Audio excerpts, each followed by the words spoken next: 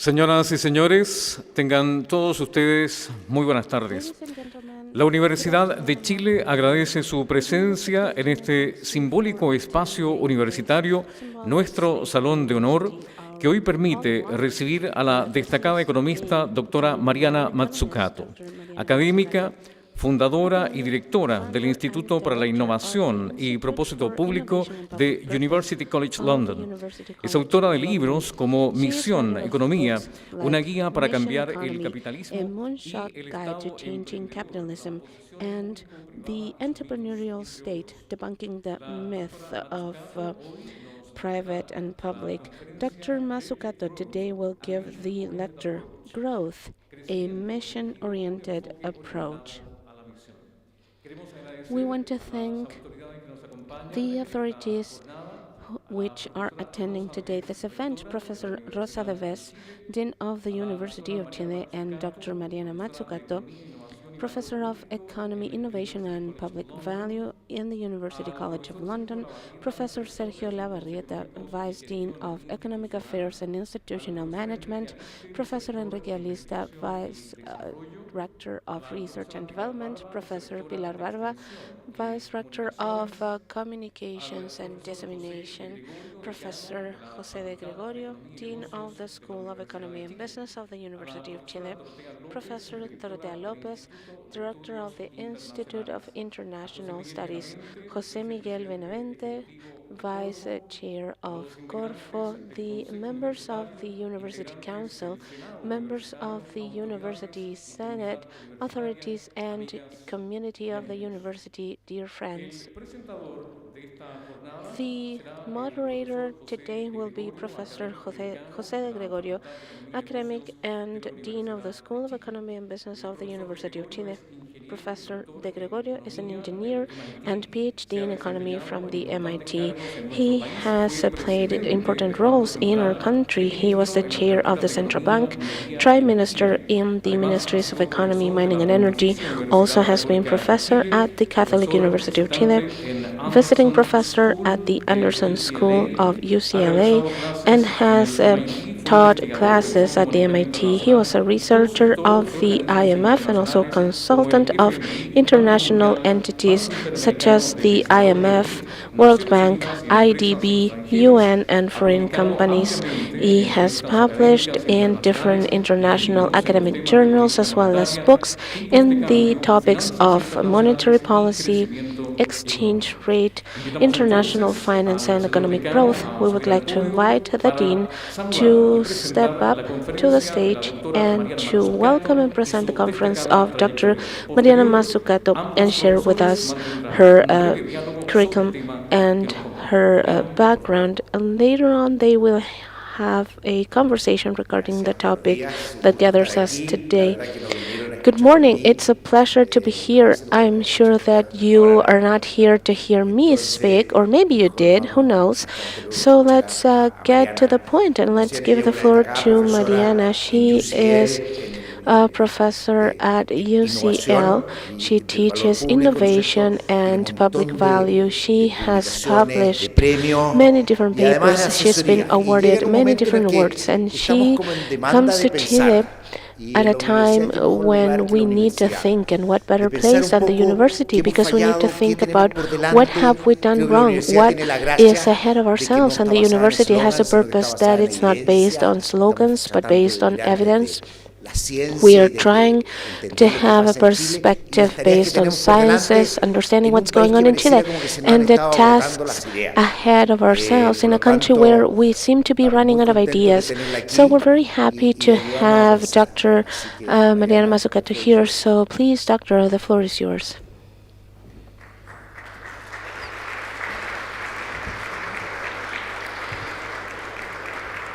Muchísimas gracias a los estudiantes por primero. Thank you so much to the students, first of all. Al Senado, a Corfo, a todos los que, ayudaron también a hacer este viaje con tanto placer. No dije gracias a la prensa, porque la prensa, no, estoy bromeando. No, gracias de veras a todos. Y bueno, tengo que decidir en cuál idioma. Voy a seguir en inglés, pero digo un poco más language español. I will Bueno, yo use, soy but I'll italiana, continue on entonces parezco in Spanish. argentina, I ¿no? am Cuando Italian, so I sound like an hablo Argentinian person español, when I los speak Spanish, argentinos because cuando van a Argentinians, when they go to dicen, Italy, "Che, they son say, todos argentinos "Che, they're all Argentinian here." And what I'd like And to talk about today lo que is quisiera tratar why, el día in de hoy order to es por have qué, better policies, in order to have a better economy, because economics and the economy has not just a rate of growth, but a direction, we need to really rethink the role of policy, rethink the role of the state, rethink the role of public sector capacities, literally the dynamic capabilities of the public sector. And I must say, it's such an honor to have arrived here after an hour and a half in el Laboratorio de Gobierno. Where's Heidi? There she is.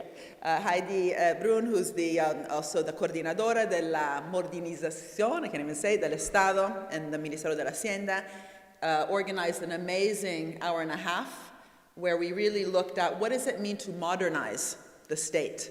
Because in Italy, where I'm from, when we say semplificazione della pubblica amministrazione, it has in the past just been cuts, right? We simplify by thinking it just needs to be smaller, more efficient, using efficiency metrics that are very problematic, which actually has, over time, rendered the state less capable to govern alongside the private sector the most difficult challenges, los desafíos que tenemos en todo el mundo. Sorry, is there a clicker? Here it is. Okay, good. So I will present both some key ideas about this from my latest book, Misión Economía, which came out a year ago, but also the reason I'm in Latin America. I came to Chile after being in Colombia, Argentina. Chile was the third leg of this 10-day trip with my team. Also Manuel and Luca are here from my institute because we wrote a report for CEPAL, the UN Economics Commission for Latin America, ECLAC or CEPAL, which I would also like to relate to the book because that's the whole point. What does it mean to be mission-oriented in the way that we rethink the development process, structural change, and the direction of economic growth? So it's not just handouts to small companies, handouts to sectors which capture government attention, whether it's mining or life sciences or the financial sector. What does it mean to really put the propósito público at the center of policy design? And my work in the past has tried to also formulate, and I'll get to this in a minute, the idea that in the end, it needs to begin with a new design of even how we think about policy, not in terms of fixing market failures, right? So at best, fixing market failures. At worst, get out of the way. But co-creating and co-shaping markets. No? So if you've read Carl Polanyi, very, very important sociologist, economist, historian, his very famous book, The Great Transformation, really posited this point. The market itself is an outcome of huge amounts of administrative capacity. And that's not a normative point. It's not about good or bad. Is that the market itself, is an outcome of how we govern public institutions, private institutions, and their interrelationship. So for me, one of the big takeaways is if we want directed growth, which this government, by the way, the Chilean government talks about growth with a direction, what does it mean in terms of that kind of market shaping process? What does it mean for the capacity, the governance of public institutions, the governance of private institutions, away from just short-term maximization of share prices, which has led to, in the last 10 years, $5 trillion being used just to buy back shares. No? By the top global 500 companies have spent $5 trillion, that's 12 zeros, dollars to buy back shares, to boost stock prices, stock options, and executive pay. So what's a different model of corporate governance around stakeholder value, not just shareholder value? So that's a private governance question. And how do we govern the relationship between public and private so it's more symbiotic, more mutualistic, less parasitic? And I've done a lot of research on the healthcare industry, or health as a sector, and I think the problem there is not the lack of public-private partnership, it's a problematic public-private partnership. And you know, when I say public-private, at some point I'll start using the slides, for me it needs to be concrete. Think of the vaccines. No? There's 8 vaccines. Each one of them had different company and a different also public entity working with the private company. And we should be able to go with a lens, no? Una lente, to say, oh, what were the characteristics of that collaboration between public and private for that vaccine, or in another sector, for that digital project or energy project, and learn what works, what doesn't. What's an interesting collaboration between public and private? And in Argentina, I congratulated President Fernandez for being one of the leaders in the world who resisted the Pfizer pressure to basically not actually negotiate in a symbiotic way. AstraZeneca in Oxford University. Oxford is a public university, like your university is a public university. We should, congratulate the fact and celebrate the fact we have such top public universities in the world. They negotiated with AstraZeneca to make sure the costs remain low, the prices remain low, and the knowledge was shared. Without sharing knowledge during a global health pandemic, other countries cannot produce the vaccine. So Africa should not just be able to receive the vaccines produced elsewhere, they should be able to produce it themselves. That requires governing intellectual property rights in the right way, in a market-shaping way, in order to achieve certain outcomes. So the mission, I will talk about missions in a second, for the global pandemic was not to have vaccines, it was to vaccinate the world. Vaccinate everybody. It's a global pandemic. Otherwise, the virus mutates and it comes back even for the rich world. And it's even from fully opportunistic reasons, we should have vaccinated the world, let alone empathetic and humanistic reasons. And we didn't. So I work closely with the World Health Organization. I chair the WHO, World Health Organization Council on the Economics of Health for All. Right? If health for all is the goal, how do we organize the economy to deliver it? And Dr. Tedros, the head of the WHO, World Health Organization, calls the current situation vaccine apartheid. That's what it is. It's a very strong word. I also work with the South African government, so apartheid is a very strong word. That's what we have when 80% of the vaccines were hoarded by 10% of the countries. So again, the point is not public, private, very big words. Let's look at the details. And this is why, for me, also, when I set up my institute, the Institute for Innovation and Public Purpose at University College London, for us it's about learning from the experience. What can we, learning by doing, what can we learn from the experience of Laboratorio de Gobierno in Chile, or La Riforma della Pubblica Amministrazione in Italy, or Corfo in Chile, which is very important, kind of DARPA-like innovation agency, or a bank, a public bank like BNDES in Brazil. What do we learn? What works? What doesn't? What was an interesting way for a public bank to create a loan program, préstamos públicos, that had conditionality at the center, which helped, for example, the private sector not just survive and stay in place, but transform, right? Transform, again, towards a direction. These are the lessons that we need to pay attention to. And the reason I talk about experience, not experimento, I got in trouble with the media because my Italian, as I mentioned, I once also said, soy tan embarazada, thinking I was saying I'm so embarrassed, so I should be careful with my Spanish. But the reason the reason I set up the Institute was because we really believe that we need to be as ambitious with the public sector as we are with the private sector. Harvard University has a very famous business school. They have a case study methodology where they go around and learn what works, what doesn't with the private sector. Why do they do that? Because the private sector, we know, creates value. We think the public sector is there just to fix market failures and redistribute value made by the private sector. This is the narrative: redistribution, regulation, administration, fixing market failures, enabling, de-risking. You want to fall asleep by the time you've said these words. So we haven't thought through the capabilities needed to co-create value inside the public sector, because it's not at the center, even in microeconomics, of how we think of value, say in the production function. right? It's just a redistributor, a market fixer.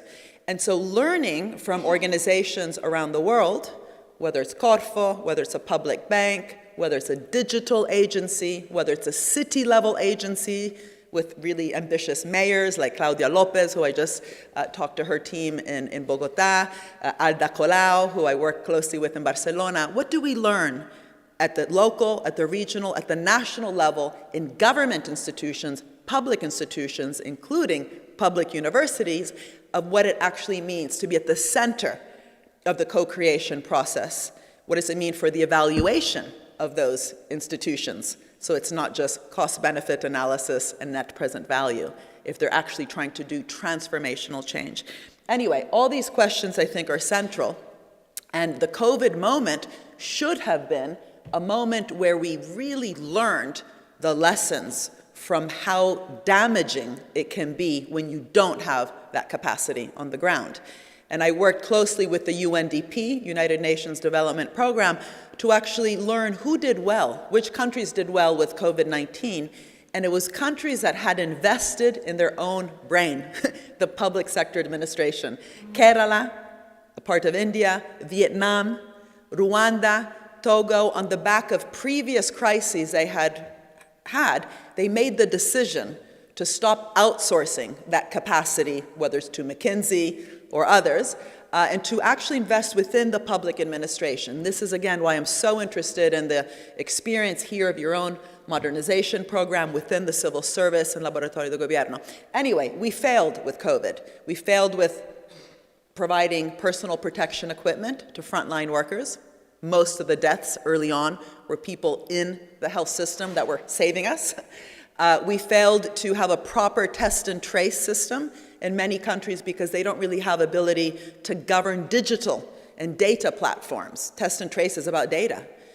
We failed to vaccinate the world, I already mentioned. We failed to govern the digital divide. So during the lockdown, so many students globally stopped accessing their human right to education. Right? Inequality rose in so many different ways during COVID, and the digital divide was a huge part of that, because in lockdown, if you don't have good internet access or computing systems, you don't get taught, right? So you would have thought that we learned. If there's another pandemic next year, and it's very likely, because as the permafrost melts, new viruses appear, there's a very strong link between climate change and pandemics, the science tells us. Are we more prepared? Did we zero the digital divide? Did we learn how to vaccinate the world? Do we have strong digital governance in our, public sector administrative systems that know how to really build the best test and trace system? No. The $5 trillion being used in the United States as part of their recovery, trillion, huh? I mean, if you add up all the different types of recovery programs, has that strengthened the US healthcare system? No. Have we strengthened global health systems? No. So it's been a wasted crisis. And the war in Ukraine, I must say, as tragic as it is for the citizens in Ukraine, the Russian war in Ukraine, unfortunately, it has also been a tragedy in terms of taking our mind off a very, very huge crisis, which precedes, of course, COVID, which is the climate crisis. And unfortunately, new, kind of technologies and areas within the energy systems that should have been slowly phased out are staying in because of this massive energy crisis that we have. And there's reasons for that. Of course, we need to tackle the short term. But as Greta Thunberg, when she was 16, now I think she's 18, almost 19, she's told us, with the student movement, Fridays for the Future, stop blah, blah, blah, blahing. No? That's a global word, blah, blahing. If your house is on fire, what do? Do you sit there and ask, should I stay, should I go? You get out quickly. And we're not getting quickly out of this planetary crisis we have. And there's no reason why we can't tackle the short term and the long term together. The COVID-19 recovery plans in some countries, like in France, were conditional on the companies receiving help committing to lowering their carbon emissions. So Air France and Renault who needed help, like small companies, large companies, medium companies needed help, because the airlines weren't flying during the lockdown and so on. In France, as well as some other countries, the help, the aid, short-term to the companies was conditional on the companies committing to lowering their carbon emissions. That's how you bring the short-term, immediate help, conditioned on the commitment to do good for the long term. So it's a false trade-off. You can react quickly, right? There's always contracts. Contracts have to be written. What is in the contract? You can react quickly to an emergency, make sure people get cash, companies get help so they don't go bankrupt, while thinking of the long run. But that assumes you have a vision for the long run, right? And of course, in Latin America, the region here, to be honest, like many areas, including my own country, Italy, have long-term challenges, right? So the short term and the long term, of course, have to come together. It's not just about reacting to the latest crisis, the financial crisis, the climate crisis, the COVID crisis, the geopolitical energy crisis. It's a constant crisis after crisis after crisis. We have to, in reacting to the crises, first of all, react proactively, thinking through these governance mechanisms, because if they're not there, it's impossible to react well, but also facing these long-term challenges like lagging productivity, which again, my own country in Southern Europe, Italy, has been lagging in productivity very much due to the lack of investment in both the public and the private sector.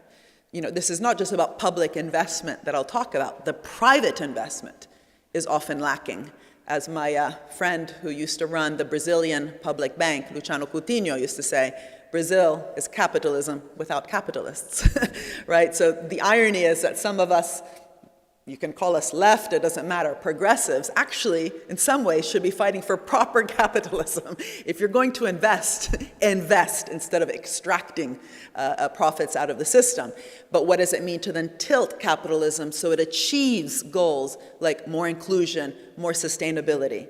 What does it mean for private investment, public investment, so on and so forth? But these long-term challenges, including the kind of tight fiscal space, the rising debt to GDP, which is not often because of public expenditure, it's often also about the denominator. If the denominator does not grow, even with a low deficit, debt to GDP can keep rising, right? Because basic math, 0 in the denominator, the ratio goes to infinity. Anyway, so these historical structural challenges and resource-based cursed, commodity-led development, the problem there is not the commodities, it's the way that they were put into an industrial strategy where it was enough simply to have natural resources to then sell off to the world, not going up the value chain, for example. What does it mean to think about mining and lithium today as an ecosystem where the profits from that sector get invested into a much wider group, for example, of companies, not just the big incumbents, that make it a dynamic sector, for example, with digital services, right? Digital services we know are critical to all sectors, but that doesn't happen unless we actually create the ecosystems around any sector through what I will call soon a mission-oriented lens. Anyway, these different issues obviously are huge, and my work has tried to say that we're never going to solve these with the current structure of government, where we currently at best see, as I mentioned already, the role of government as fixing a problem. Because there's many problems, but if the lens is you're fixing it, you will always be too little, too late. By design, you are out of breath when you arrive to the problem. Think of big tech. All the tech was government funded, internet, GPS, touchscreen, Siri. A lot of the artificial intelligence was funded by government. The algorithm for Google was funded by government. I've talked a lot about Elon Musk, who, yesterday bought up Twitter. He received billions from government help, both through NASA and others. We don't govern that support of the technology in a pre-distributive way. We just think after having put all this money into the system, even of the technology, we then pick up the mess later. Issues around taxation, issues around privacy, which is huge in the tech sector today. We should be thinking about that ex ante in a pre-distributive way. But the market-fixing mindset doesn't help you do that. No? So this is why we really need that kind of market-shaping, market-creating lens. And this is what I've tried to do through my work. And it's not, by the way, that we don't have those. Ooh, that's a problem. The translation is on the slide. Okay, anyway, it says there, it's not that we don't have market failures. The problem is that if you see the market as there and sometimes it fails, you then have to patch it up. A negative externality, you might have a carbon tax. A positive externality, you'll have government funding of R&D. Asymmetric information, government funding of SMEs, small medium enterprises.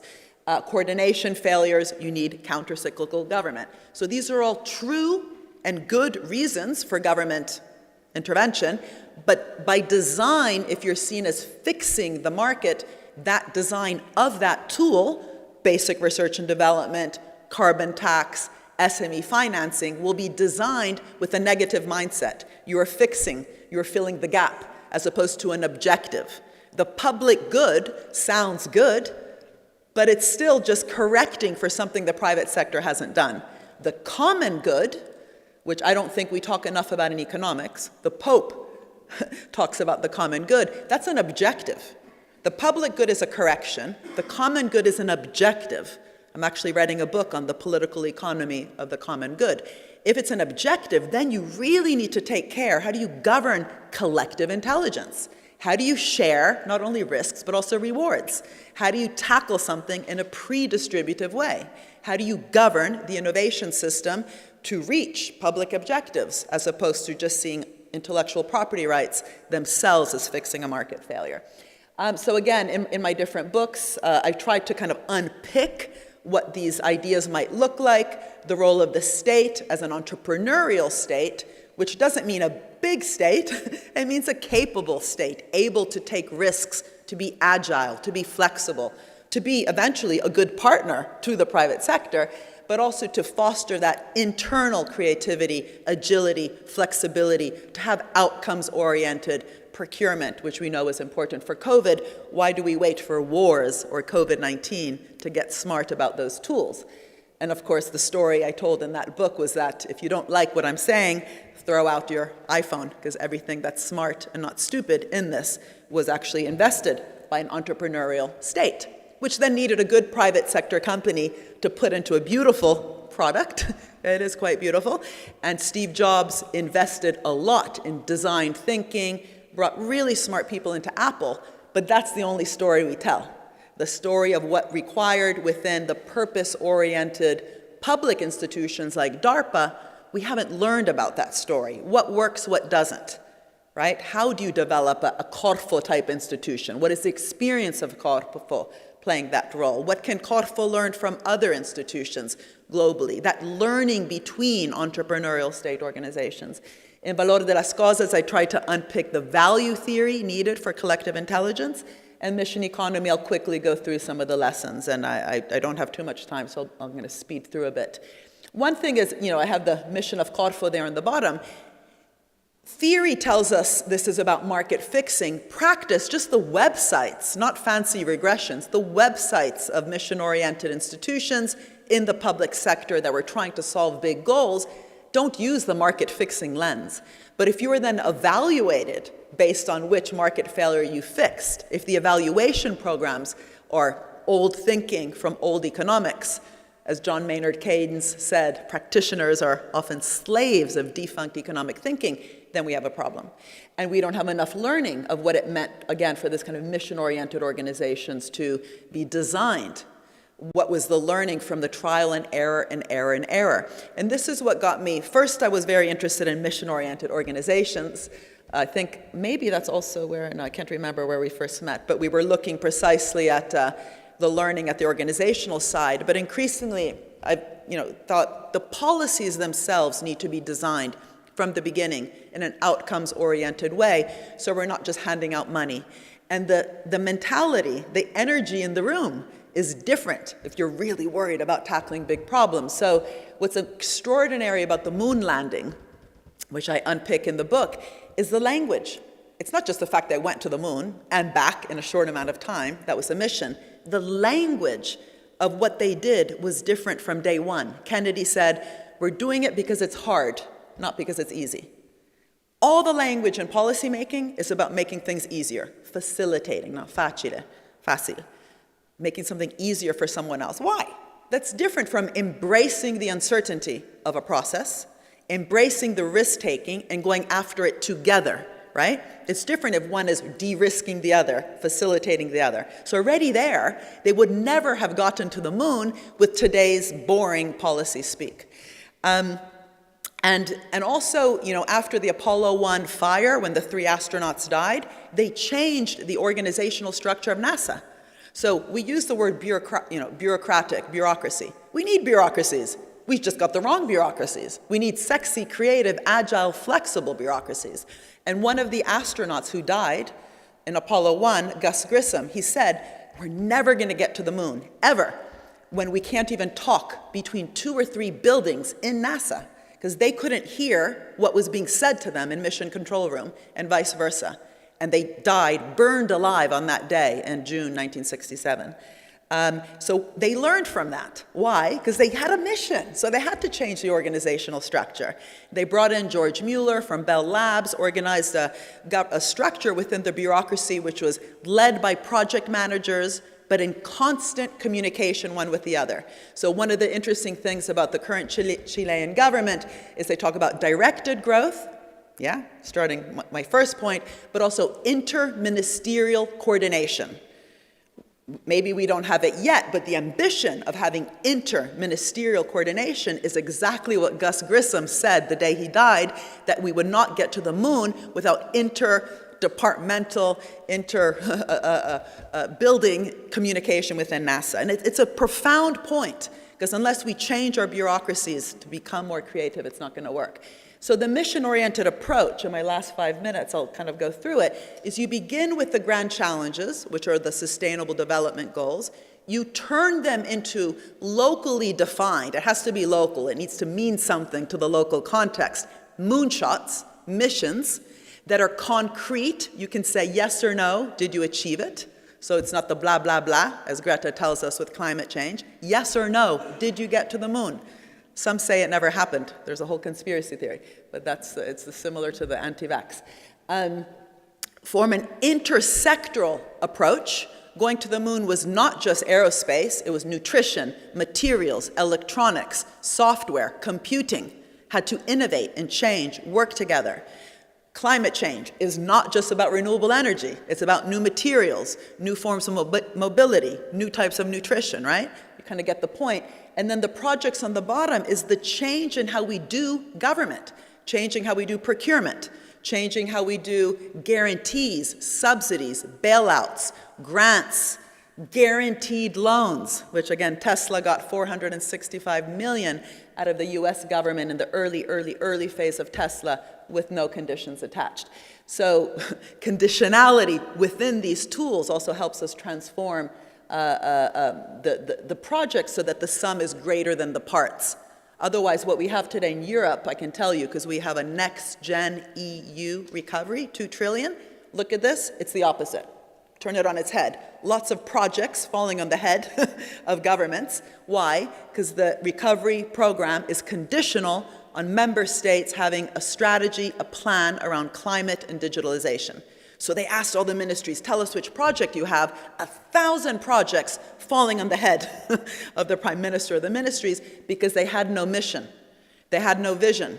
They were just told you need to come up with projects in order to access the recovery. So the lack of planning capacity, the lack of vision, the lack of mission orientation means that also when you have the project, the sum is not greater than the parts.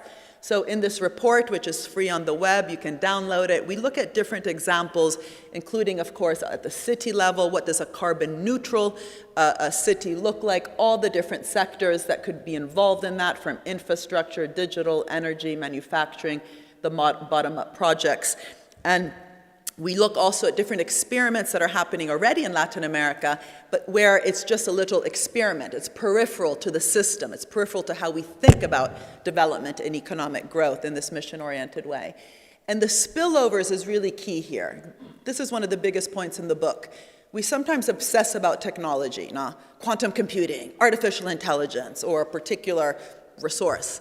as opposed to learning from capitalist history, where some of the greatest innovations were spillovers. They were solutions to problems along the way to completing a mission. Again, the internet, no one said, we need the internet. They had a problem. The satellites had to communicate. GPS, no one said, we need GPS. The Navy had a problem, knowing where the ships were in the ocean. So problem-oriented, purpose-oriented, mission-oriented institutions at the design level tend to foster more, not only spillovers, but economic growth. The irony is that if the institution, including universities, by the way, are being constantly asked to prove their economic growth ex ante, you don't create the economic growth, because economic growth is the mission itself, as opposed to being focused on the big problems of our time and allowing a dynamic innovation system, a purpose-oriented innovation system, invest in the new forms of collaborations, but also symbiotic partnerships that don't create a lot of rent-seeking along the way. The 5 criteria, they have to be bold and inspirational. This is why it's important to get the creative sector to be part of this, no? Going to the moon and back in a short amount of time, what's the equivalent for climate, for digital, for health? A clear direction that you can say yes or no, did you achieve it? Ambitious while realistic, pushing the frontiers of our current competitiveness instead of being captured by existing asks. Cross-sectoral, this is the most important thing, cross-sectoral, not sectoral. That becomes a mission within a ministry or a mission within a sector. Interdisciplinary, it's not just about the sciences. The humanities are fundamental for helping us actually reimagine the future and to really drive these multiple bottom-up solutions to create a more dynamic system, which is not public or private. It's about the public setting a strong direction, having strong missions, which then foster bottom-up experimentation in the private sector. I think I've actually already used my time, so I could even just stop here, really. I could. Why don't I just stop here, because otherwise we'll have no time for discussion. Is that, yeah? Because I was supposed to talk 25, I've spoken 32. We need to be agile and flexible in our PowerPoints as well. Maybe I'll just say one thing. The first thing that NASA did, and I'm just saying this because we talked about compras públicas today, and it's about learning from experience, yeah, not experiment, experience, was change how they did procurement, away from cost plus to fixed price, like a challenge-oriented procurement with incentives for innovation and quality improvement. And I was just speaking to the university officials here with the directora, the Decano, where even procurement for universities, for public universities, doesn't work. And we're, smart, doing great science in universities, and we don't even know how to have our own dynamic procurement methods. So the details matter. We need to move away. I really recommend the economics students in the rooms move away from just thinking in this very abstract way and think in how the abstract and the concrete, not practice-based theorizing, we say in my institute. Learn from what happened on the ground and bring back the learning to the theory, in this case, the theory of the state itself. They also had no excess profits in the contracts, NASA. What does that mean? Not no profits. It's not about communism. It was capitalism that got us to the moon without excess profits. In other words, the collaboration was not gambling. And I think the Pfizer model of doing vaccines is gambling. And there's a lot of rent extraction in that process. And that word is so important today because the energy crisis and the idea that perhaps we should be taxing windfall profits in energy and mining, it's a global conversation in Germany, in Spain, and so on. This shouldn't just be during the energy crisis. It should be if we have collective value creation, if we have market co-creation, market shaping, what's the right way to share in both the risks and the rewards? And I think that's the best way to actually tackle inequality in that pre-distributive way, get those conditions right from the start. Let me just go to the last slide so that I actually shut up. In the Institute, what we say, and again, I'd love it if maybe this could be just the beginning of a conversation with your university. We could think about collaborations, even of how to change our own universities. Let's start with our own organizations. If we're academics, it's our industry. Let's change it. Let's make it be an entrepreneurial organization, is to change that vocabulary. And Plato said, storytellers rule the world. Well, if we have the wrong world, we need to undo the stories we've been told, right? And a lot of this language change away from fixing to co-creating, away from de-risking to welcoming uncertainty, away from picking winners where you get captured by one sector, whether it's finance, mining, life sciences, but to pick the willing. How do you help small, medium enterprises, large ones, that are willing to work with you towards a transformational agenda, not leveling the playing field, tilting it. This is where una reforma tributaria matters, because you can help with tax incentives to reward organizations investing in the long run, investing in lowering the material content of production, not outsourcing, but capacity building. My next book with a PhD student looks at why have we overly outsourced government to McKinsey, PwC, KPMG? What happened when you stopped investing in your brain? And one of the heads of NASA already in the 1960s saw that even NASA was outsourcing too much. And he said, if we keep doing this, we won't even know which companies to work with. And there was 400,000 people that got us to the moon, many in the private sector, but NASA knew how to work with them. They knew how to write the terms of reference. I don't think we have that today. And lastly, this idea of more dynamic metrics, right? It can't just be cost-benefit, net present value, fixing markets. What are the dynamic measures that actually help us evaluate all those spillovers, which if you're interested in macroeconomics, which I think many of you are, the Keynesian multiplier for every peso of public money, how much actual GDP does it, multiply and produce, that depends on what happens on the ground. If you're mission-oriented and catalytic, inspire, and get lots of different sectors to change what they're doing by investing and innovating, that's a greater multiplier. Right? So that's the macro-micro connection, and why I hope those of you who are doing macro also get your hands dirty with some of the micro and meso. Otherwise, it's all blah, blah, blah. Thank you. Okay.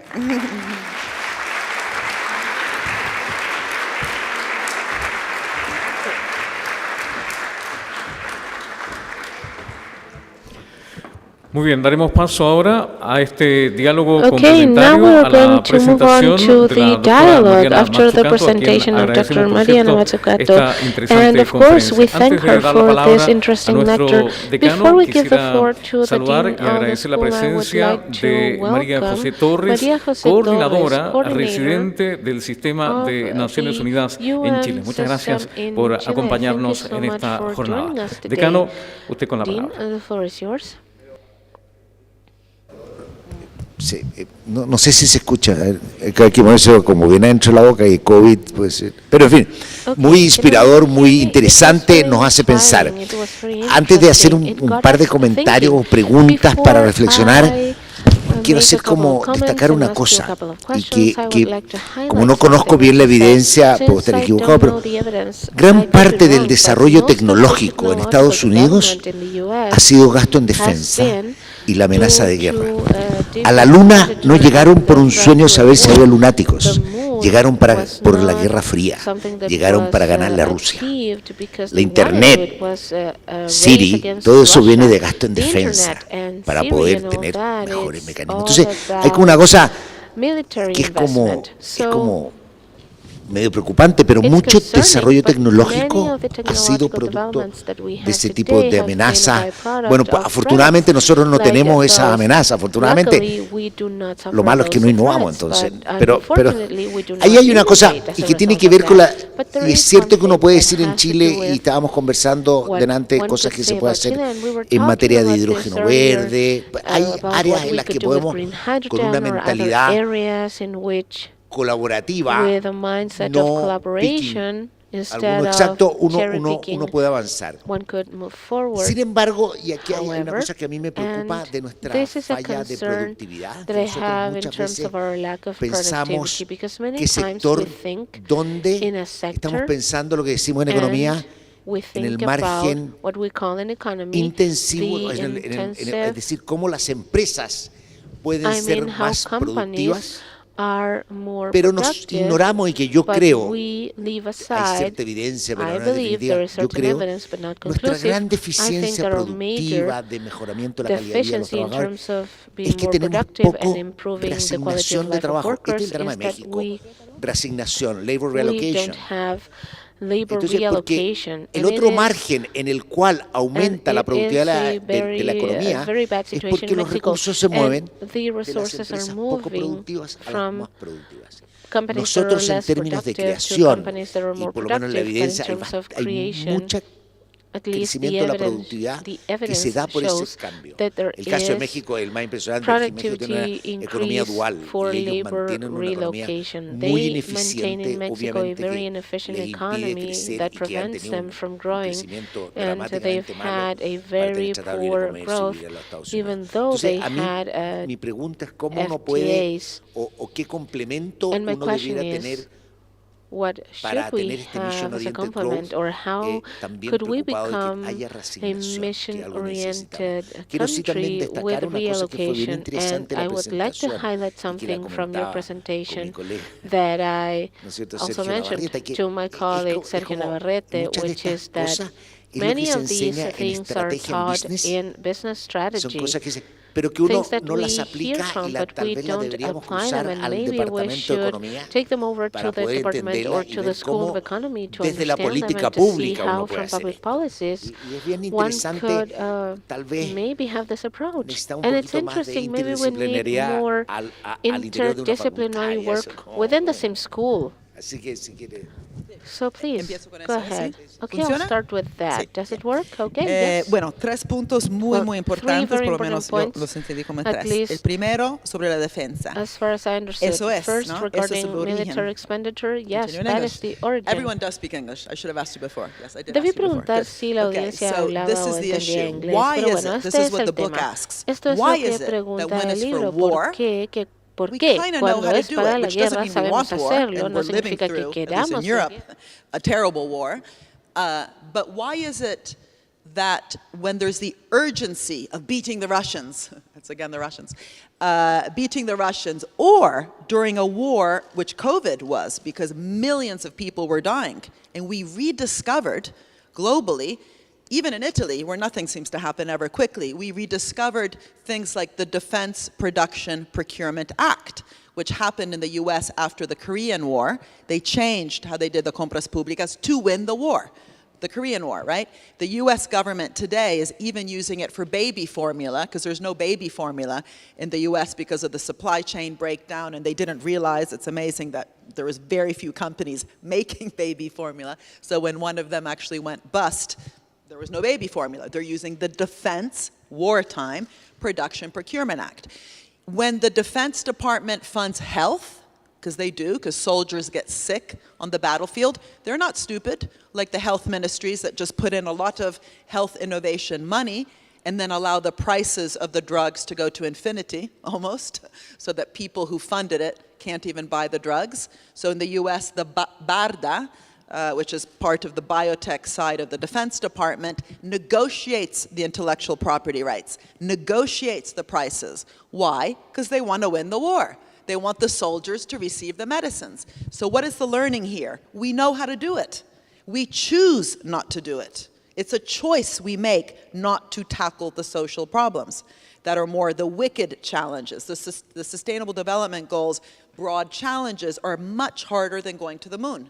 They require regulatory change, social change, organizational change, of course technological change. And it's not that we just don't know how to do them. We choose not to treat them with the equal urgency. And it's again interesting, it's not just war, military, but COVID drew out the wartime mentality, literally the war room. If you look at who was in the room thinking about COVID, all of a sudden we had the health ministers alongside others who had experience in the military using procurement. I wrote about this actually in one of the briefings we did with the WHO. So it's interesting how in some countries the lessons are starting to be learned for health and energy. I wrote back in 2018 a document called The People's Prescription, pre-COVID. It's amazing, a bit of the foresight. Anyway, it was called The People's Prescription, and saying, to tackle the health challenges, why don't we have an ARPA-H? Why do we just have DARPA, which again funded the internet in defense? Why don't we have DARPAs in health, DARPAs in energy? And the US does have ARPA-E, but it's tiny. And it's not about a big country like the US. Developing countries need it even more than developed countries. Otherwise, we waste our money.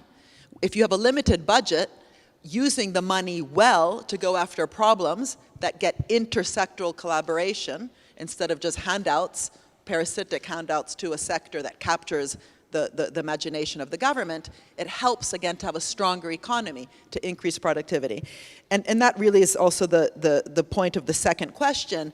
To increase competitiveness, you can't just get captured by the ask of one or two or three sectors.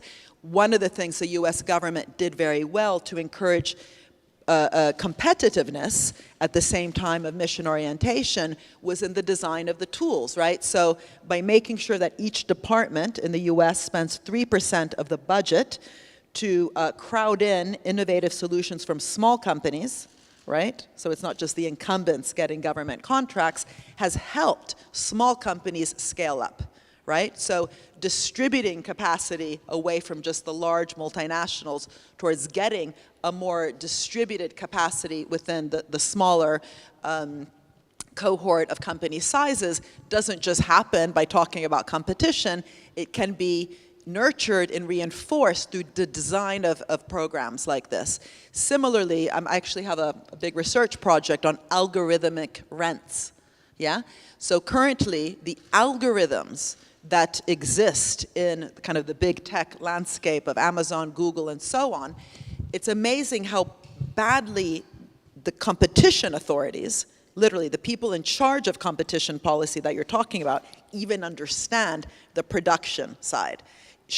Joseph Schumpeter, his big thing was not so much technology and creative destruction, it was more about competition. He said the theory of competition we have in neoclassical economics is defunct. Because in a system driven by innovation, you will have constant differentiation between firms. There's no representative agent. There's no unique equilibria. There's disequilibria, multiple equilibria, constant differentiation between agents. So the notion of the representative firm makes no sense.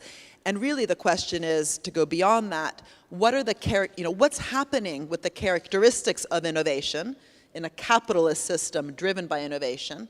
Unlike feudalism, which was 500 years of inertia, do we actually understand the governance of the innovation system, what's happening inside companies and the algorithms and the effect it has on competition?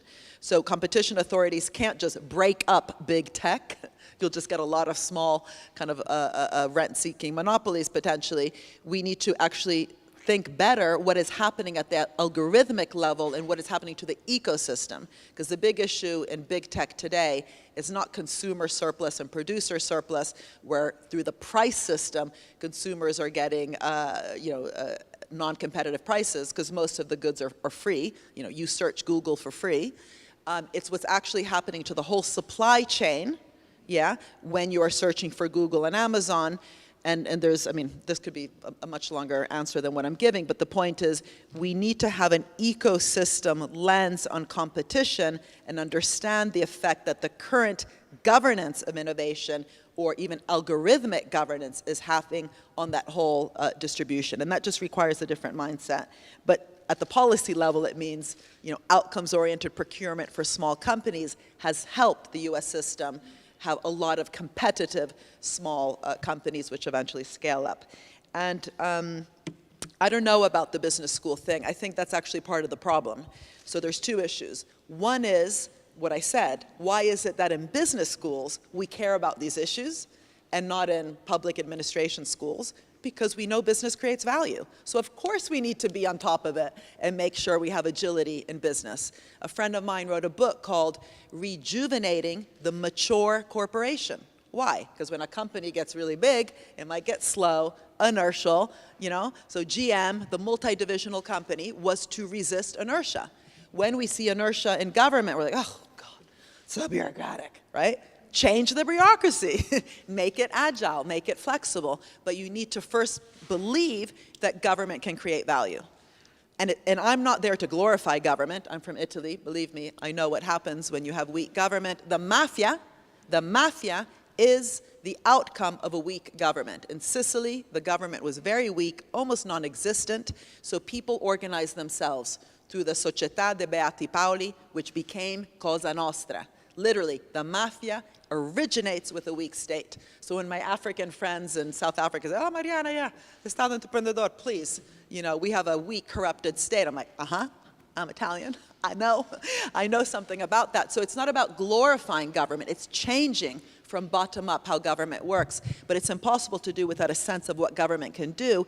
And it's not, this is where I would qualify, it's not about bringing private sector business mentality into government. That's exactly what killed off many government organizations under New Labor, the third way, where we actually got rid of a real sense of public purpose and public value. That's the best way to hold government accountable. I talked quickly, I don't have time now, about the BBC. A British broadcasting corporation is a public organization with a strong sense of public value that holds itself accountable. We don't need private sector metrics to hold government accountable. We need ambitious, creative, difficult, edgy public sector metrics that are about public purpose and public value. So I agree with you, but I would be careful to not just bring efficiency metrics into government. Ok, para ir cerrando, que voy a hacer un par de comentarios más. Primero tengo que hacer un disclosure. Primero Después de lo tengo que ha que hacer dicho un... Mariana. La familia de First, I have to Gregorio make proviene a de Sicilia. disclosure here. Llegaron a Chile Mariana's desde family Sicilia. comes from Yo siempre he Sicily. tenido la duda They por qué llegaron came a from Temuco. Sicily. I've always Porque been puede afraid ser to go muy to tontería Temuco mí. because after Tengo doing the también duty bastante free, sangre I have a lot of Latin Después puedo hablar de American ti, blood pero nunca entiendo. afterward.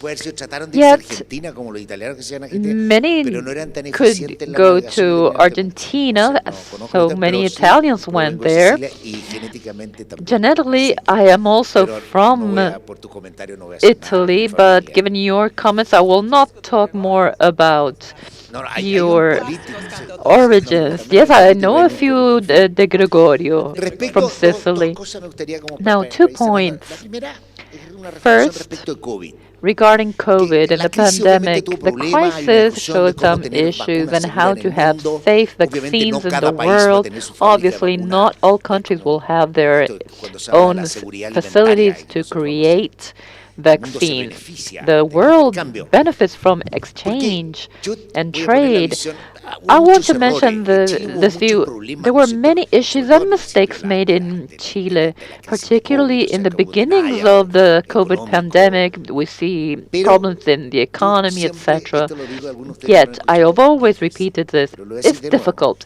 of course, but I have to Nosotros say it estuvimos again. encerrados en promedio We 4 were meses. locked up about 4 months. En Chile los días In jueves, Chile, nosotros on los martes Thursday, decíamos, on el jueves nos Tuesday, van a we're decir saying si el on domingo Thursday podemos ir they'll al tell cerro us 2 if horas. on Esa era nuestra Sunday vida, we el can 2020, go que útil outside for a normal. walk up this Entonces, hill or something. era That impresionante. was our Yo life. como no tenía, We estaba were looking at preparado, the news. subía el I pasaporte had y bajaba una escalera 200 no veces. comments Fue tremendo. prepared, no work. Este fue en el mundo Essentially, entero. I was walking up and down the 4 stairs meses, in my 5 meses building. encerrado, And this no happened había for barco, 3, 4, cuando 5 fui al months. aeropuerto de 40 And gates abiertas.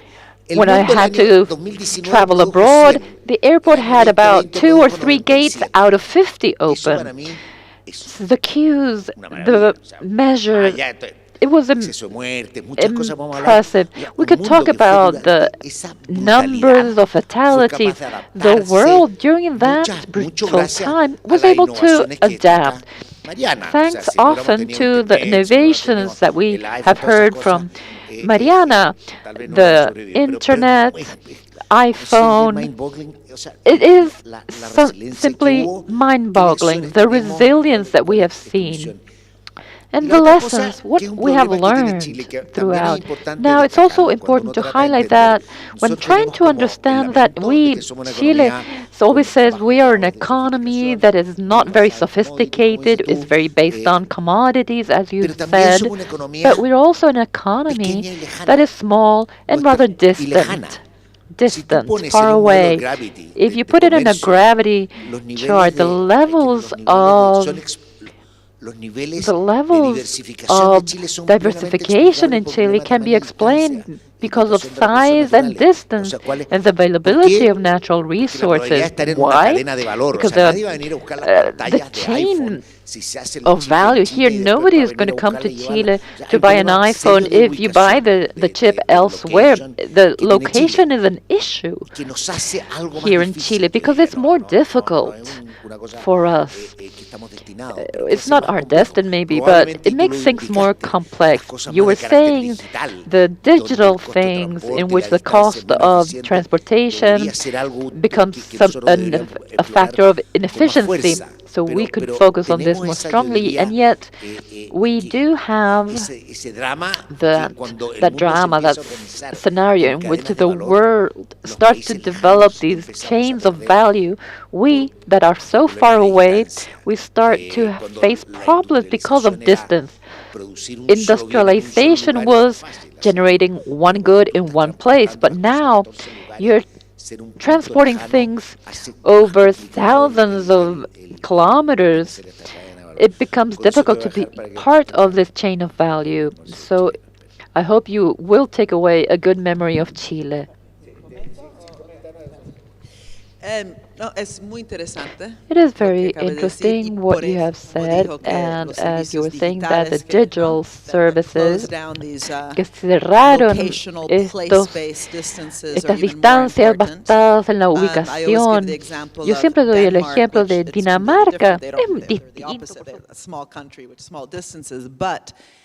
When they became such an important powerhouse for renewable energy, you know, Vestas, large company, the real competitiveness today of Denmark, is not just these large companies, it's all the services around them. So Denmark is the #1 provider of high-tech, digital, green services to China, which is spending close to $3 trillion in greening its entire manufacturing base. So the choice of what to become competitive in precisely for a company also that has these great distances, and to make sure that it's not just about extraction of minerals to sell abroad, but to create the most dynamic ecosystem, which again, the digital breaks down those distances, just makes it even more important. And again, an ecosystem view. But I'd also say something which is, coming back to your previous question and linking it with this one, it's not just about defense, but it's also not just about tech, right? So think of public services, something as simple as a school meal, el almuerzo que se come en la comida, a la escuela. It's the biggest restaurant chain in the world. McDonald's is nothing compared to school meals in terms of quantity of food distributed every day across the world, and especially in countries that have high inequality, like Chile. They are so important. It's sometimes the only meal you eat, no matter where the school is distributed across your country. You also have large, I saw from the airplane, large places where there's no one, but you also obviously have distant places. Imagine turning something as simple as a school lunch. ¿Es almuerzo o desayuno? Almuerzo a la escuela. School lunch. And you know, when you were little, you just couldn't wait for lunch. Imagine making it a tool for innovation. So in Sweden, they have a mission on making sure that school meals are healthy, tasty, and sustainable. That has completely changed the supply chain of production of food. Agribusiness, again, in this part of the world, agribusiness is very important. What are the missions around agribusiness? As simple as school lunch that can foster a massive change in the relationship between public and private, not only through procurement, but also literally even between private and private across the whole supply chain. And I think this is where we have to be ambitious. It's not just in particular sectors. It's how we transform the entire well, let's just call it capitalist system of production in a country, being equally ambitious around, you know, mining and the whole ecosystem around it, the digital services on it, and things as simple as school lunch, that instead of being seen as a welfare state tool for the hungry school children, it becomes a tool for massive new investment, new collaboration, new innovation that is good for people, no? And getting kids involved. We didn't talk about it. It was on my millionth slide, which I didn't have time for, but participation, especially in countries with a lack of trust, no? We talked a bit about it before. Trust between public, private, academia. Bringing people into the design of the missions is important. This was an example in Sweden where kids in schools helped to co-create the missions, the school meals themselves. But in cities, and I increasingly am interested in cities, getting citizen assemblies, resident associations, there's experience of this, participatory budgeting. It helps actually bringing new voices to the table in co-creating the missions themselves. And these should be voices across the landscape. You know, the indigenous communities, which are often not at the table. The labor unions are often not at the table. We have a just transition, so labor unions react after the fact, but the labor voice should be at the table. It's not just, you know, public, private universities. And Hirschman, of course, who was one of the most famous developmental economists in Latin America, talked about voice, you know, voice. And I think this issue of voice is one of the biggest issues today if we want to build trust again in the policy-making process. It's not just about capabilities, you know, compras públicas. It's also about who's at the table, even negotiating. Okay, I think that we're finishing. I think that's no questions? Great. No, if somebody wants to, yeah, because we're free to, if somebody wants to ask a question. We used to have a professor.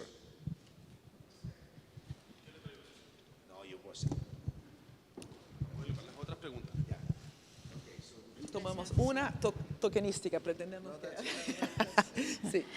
The question is how to speed up the changes, say climate change. We need to change the way we do things. How do we trigger those changes? How do we speed them up and how do we trigger them? Yeah, I mean, I think there's two different words there, speeding up and triggering. And I think triggering, I like the idea of a ripple effect, no? That's that multiplier. So the change we need, it's not just in one place. We need to trigger it catalytically across an economy. That's the spillovers, new forms of collaboration, collective intelligence, design of intellectual property rights that should be weak, narrow, and downstream. We have intellectual property rights that are way too wide, way too strong, hard to license, and way too upstream. So the attention on the detail to trigger, have a more ripple effect to share knowledge matters. Speeding up, that's the point, isn't it? That somehow, when there's war, we don't say, oh, we'll wait 3 years, the 2030 agenda to beat the Russians. You beat them now.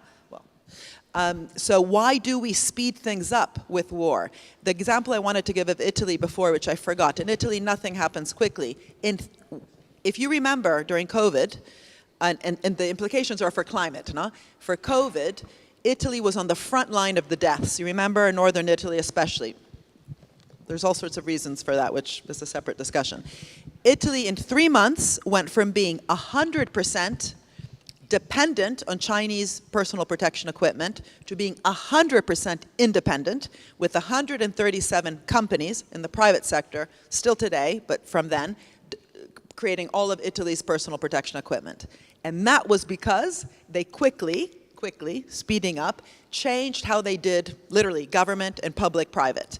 No? So they used, it was the example of the Defense Production Procurement Act, the Italian one, to do that. So with climate change, we need to treat it like a war. It is a war. I mean, I don't like the image of war because it makes us sad, so I prefer a positive kind of metaphor, and metaphors matter. But it comes back to my point. We don't do things slowly with war. Another example of war is in World War II. I learned about this through the American trade union movement. Without the trade unions, you'll remember that the automobile industry was transformed to produce bombs and tanks and wartime goods.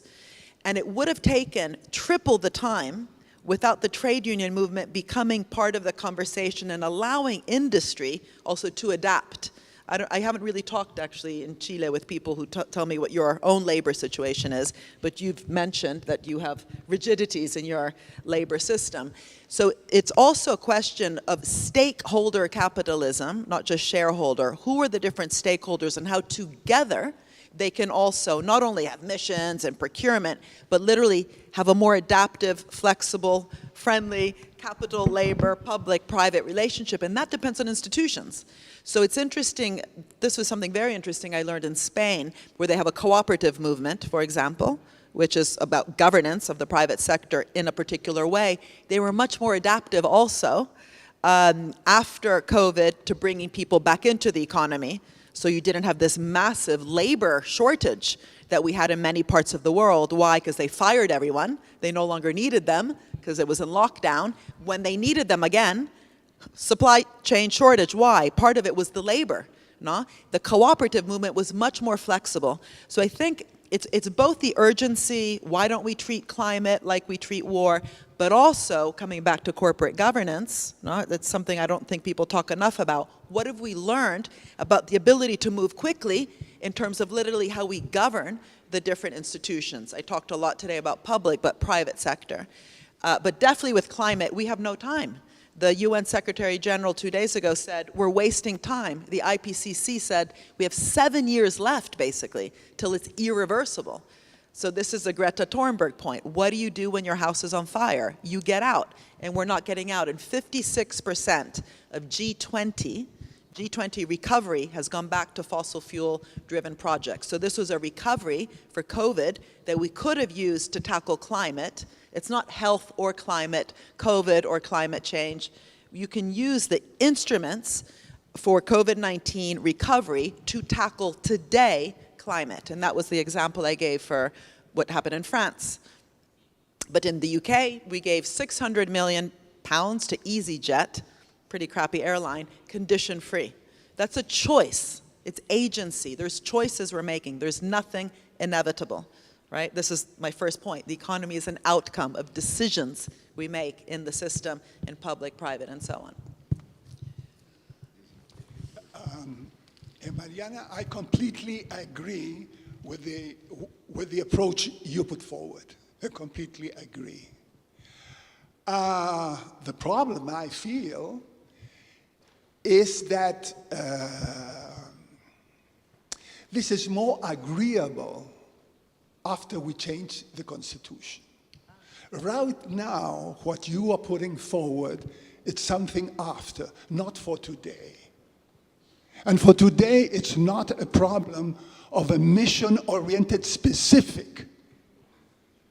Because you are talking about developed countries which have solved the structural situation we haven't solved. Because in 1973, the country was completely thrown apart. So we don't have a country project, not a specific project. For talking about, litio or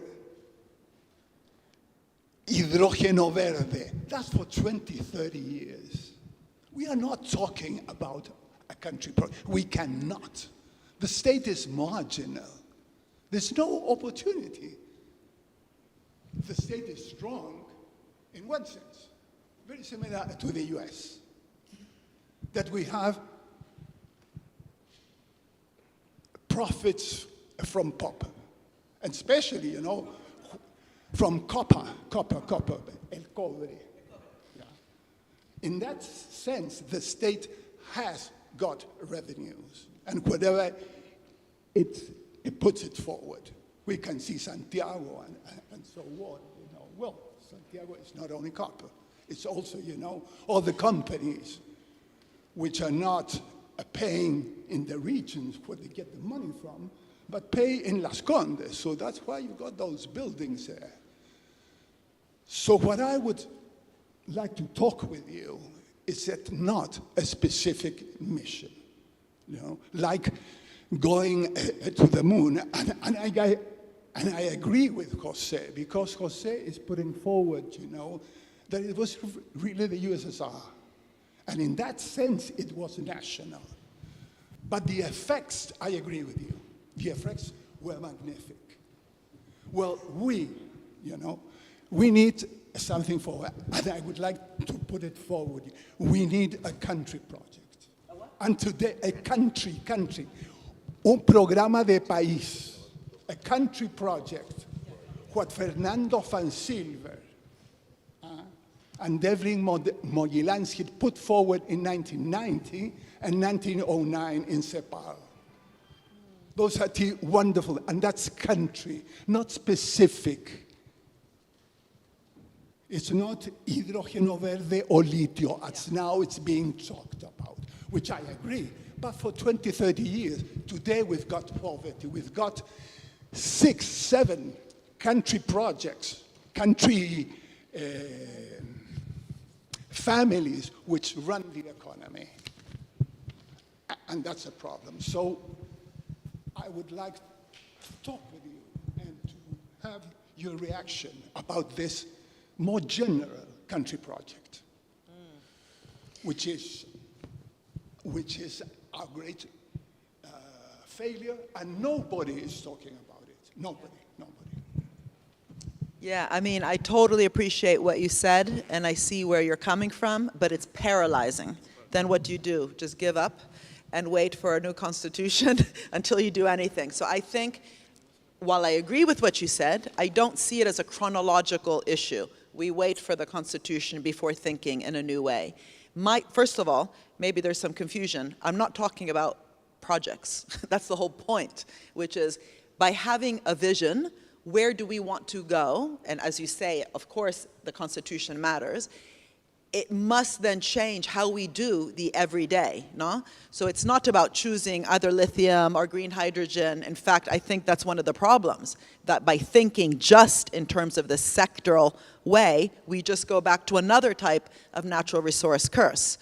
The current program, I understand, of the Chilean government has 3 underlying horizontal issues, which is a change, which can happen alongside fighting for a new constitution for the reasons you say, which is to talk about growth with a direction. There's a plan: inclusive growth, sustainable growth, a just transition.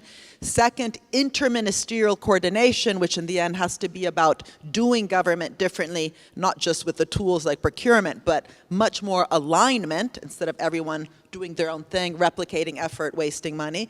And 3, this issue of sharing risks and rewards, using some of the royalties from the lithium to actually get reinvested back into a system that's more competitive instead of just funneling money to the large incumbents, which will, as kings, keep demanding more handouts and so on.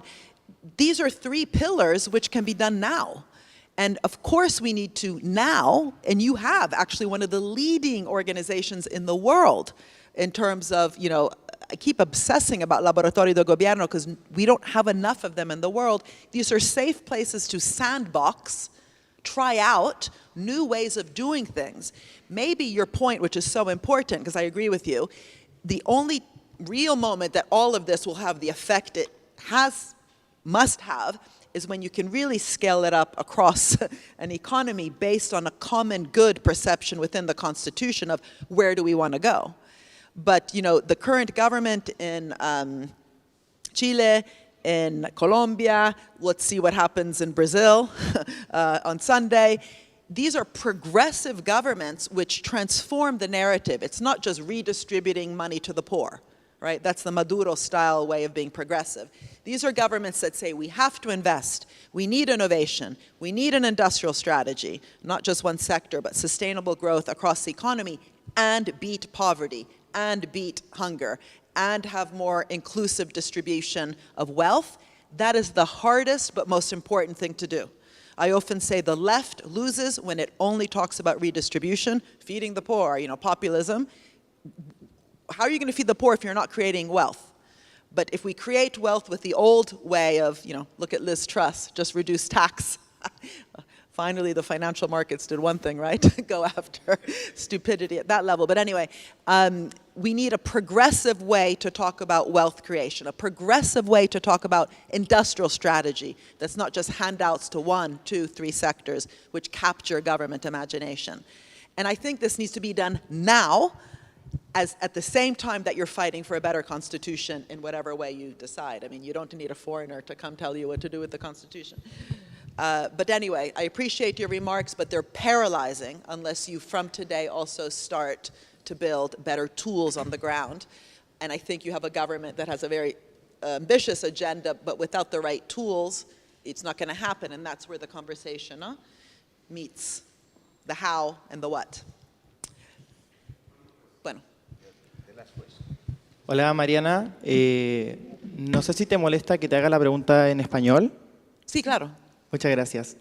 Bueno, nosotros somos estudiantes de la Facultad de Economía We're y students primero from the School agradecerte of por Economy. poder conocerte personalmente. First of all, thank you Fue so un honor much. It's a realmente. pleasure. Y It's a bueno, teníamos pleasure to preguntas. get La primera es to que meet you. So en we vista have de a couple esta of crisis de questions. productividad Facing the que hemos productivity observado crisis en that los we've últimos seen años, in the latest years, creemos we es muy would like importante to tener un know, or pensamiento we believe crítico that it's desde parte important de los to estudiantes. have critical Como decía thinking el from the decano, students, as the es dean was importante saying. It's volver a important pensar, to ¿no? rethink Y again, nosotros, right? como estudiantes, hemos And as trabajado mucho students, we've tiempo been working for a para long tener un time congreso crítico to que have a hemos realizado critical durante esta congress semana en la that we have facultad. conducted this week in our Y, faculty, in claro, our school. pensamos a veces And que también es sometimes necesario we tener feel that e it's also incentivar necessary el to have pensamiento and to crítico promote en el critical aula, thinking en in la the academia. classroom, in the academia. Y mi pregunta es, And my ¿cómo question crees is, que how do podríamos you incentivar think de manera we real, could de manera promote in a práctica, real, practical este way pensamiento crítico? critical No tan solo en thinking, ese bla bla, not ¿no? only in Sino que the en blah-bang that realmente you mentioned incentivar el earlier, pensamiento I crítico mean en los really fostering estudiantes. critical thinking in the Gracias. students. Thank you. Gracias por la pregunta. Y yo hice mi PhD. Thank you for the question. I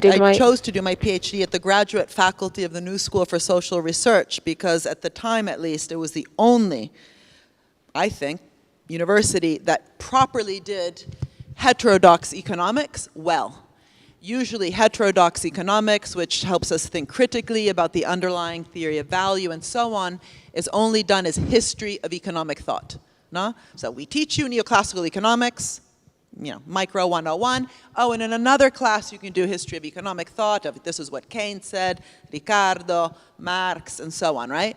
So what we need for a real critical thinking in economics is to do analysis, not just history of economic thought, using different tools. It can be neoclassical economics, post-Keynesian economics, Marxist economics, neo-Ricardian economics. There's circular economy, what kind of economics underlies that. So this is what I talked about in The Value of Everything, which is El Valor de las Cosas, which I can send you guys, as a gift to your congreso and your, student organization, which is we need to be unpicking the value theories that underlie policies, for example. Now, this is Keynes's point.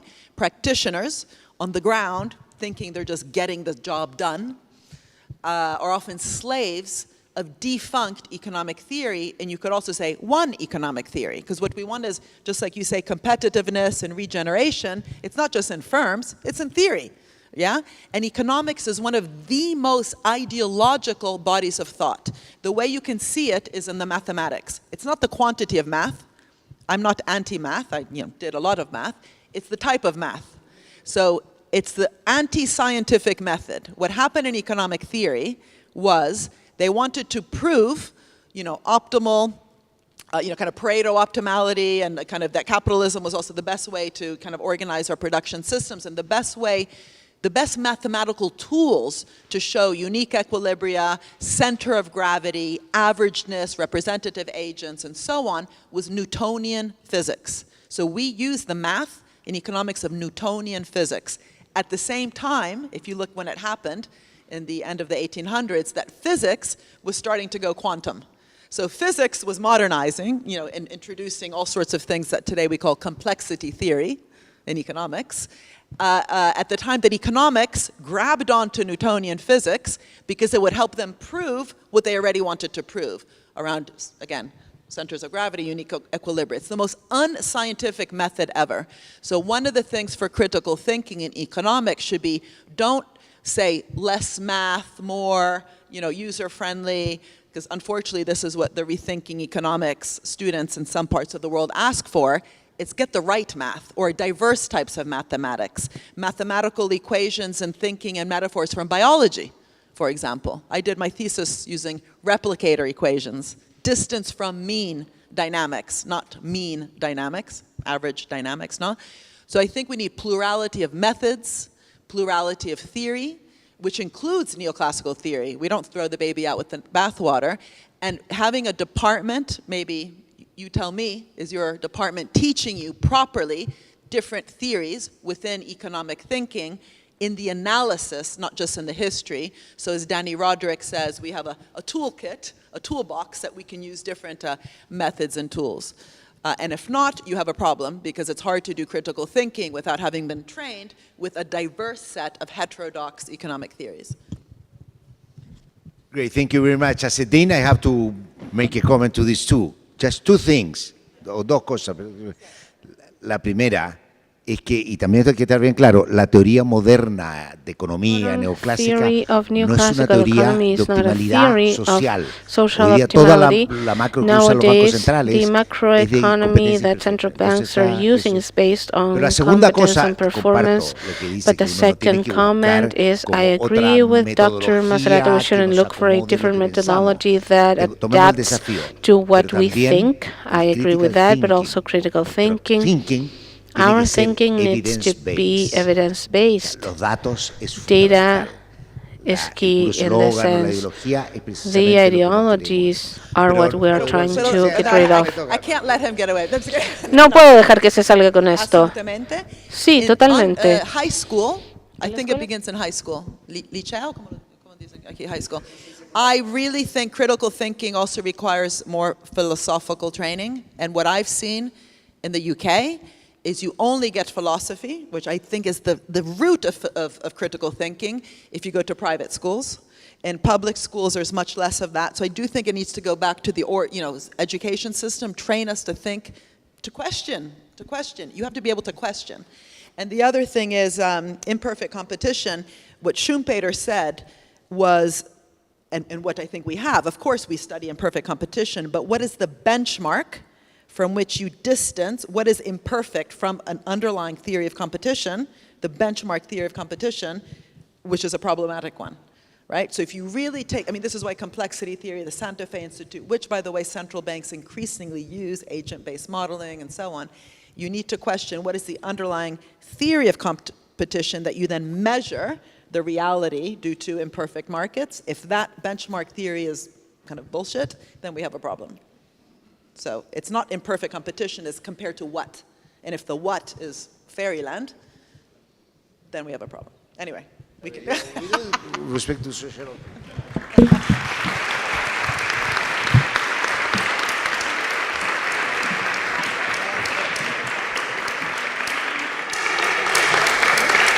Queremos agradecer a la doctora We would Mariana like to Mazzucato thank por su Dr. presencia Mariana hoy en Mazzucato for nuestra her presence universidad. here today Igualmente at our agradecer a university. nuestro decano de la Thanks to Facultad de our Economía y Dean of Negocios, the profesor José School de of Gregorio. Y a Economics ustedes and por Business, enriquecer esta and to jornada you con sus for preguntas. Muchas enriching gracias this a todos day quienes nos acompañaron with your presencialmente y a quienes questions. siguieron la Thanks to all transmisión who a came here in través de person and Chile those who are en el following canal de YouTube. online Muchas gracias y on que our tengan una muy buena YouTube jornada. channel. Thank you all.